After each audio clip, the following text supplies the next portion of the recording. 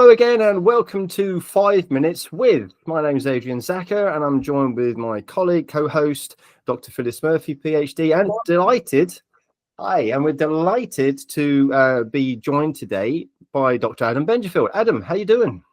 I'm very well, thanks, Adrian. Could you then, please, all the way from Oz, Adam, tell us about yourself, sir. Well, this is only 5 minutes long, so I better keep it brief. I've been in the field of sleep medicine for approximately 20 years, leading a lot of clinical research studies from epidemiology through to outcomes trials, and really happy to be an investigator along with you all for the Awake Check study. What a lovely, absolutely thrilled to have you with us. What a lovely segue into, and I mean, let's talk a little bit more about your interests before we dive into what Awake Check is. So yeah, well, I with a group of people, I estimated the global prevalence of obstructive sleep apnea that was published back in 2019. And there was a couple of really interesting findings. The one that most people know is that we estimated that nearly 1 billion adults globally have obstructive sleep apnea. And we know most of them have been, are undiagnosed and so are not aware that they're suffering from this very treatable condition. But specifically for the UK, one of the things that caught my attention is an epidemiology study has never been conducted in the United Kingdom. So for our calculations, the UK had to be mapped to another reference study, which happened to be the best fit was an epidemiology study done in Australia. And from our calculations, we estimated that around 8 million adults in the UK suffer from obstructive sleep apnea, which at the time and the population numbers we were using represented about 25% of the adult population aged 30 to 69. And something that we believe, we always took a conservative approach. So as eye-watering as that number is, we're probably underestimating the true prevalence.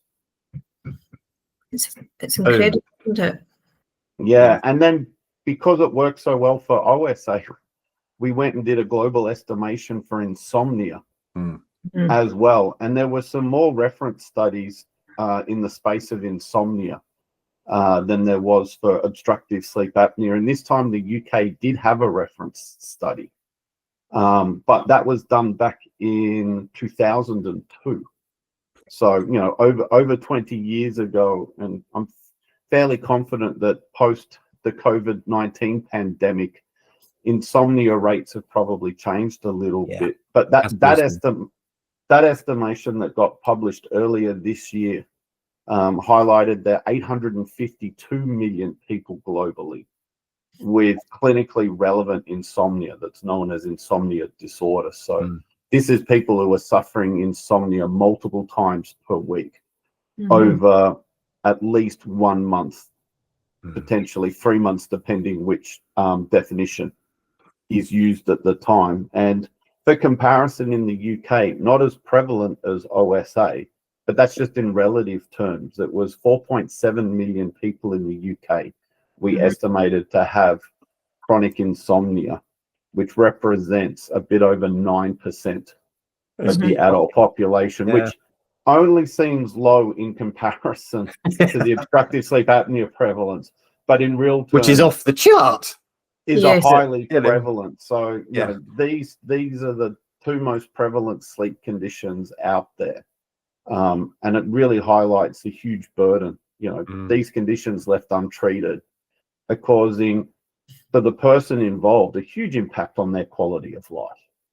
But then it's also worse health outcomes, which impact their healthcare systems and society in general, from lost productivity through the whole spectrum of increased visits to the emergency room, increased hospitalizations, and in particular for obstructive sleep apnea, increased risk of an earlier death.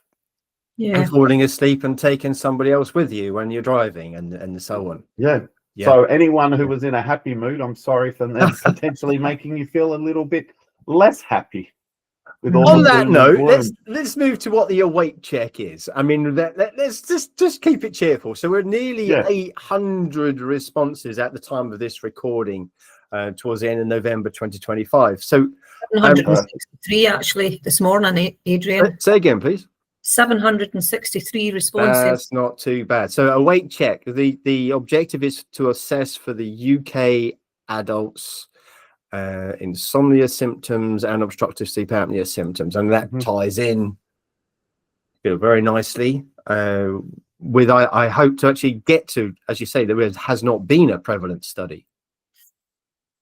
Shocking. Correct. And I think with the data that will be collected through awake check, not only will it give an indication of obstructive sleep apnea insomnia separately, but it'll also give an indication for how many people have both conditions. Yes. As well. And I think one of the most important things is the advocacy side.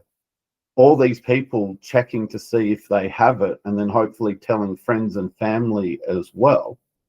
Because if it identifies people with either of these conditions, the positive news is that there are therapies and different types of therapies to manage these conditions and change all the negative outcomes that I referred to earlier. So these are two treatable conditions.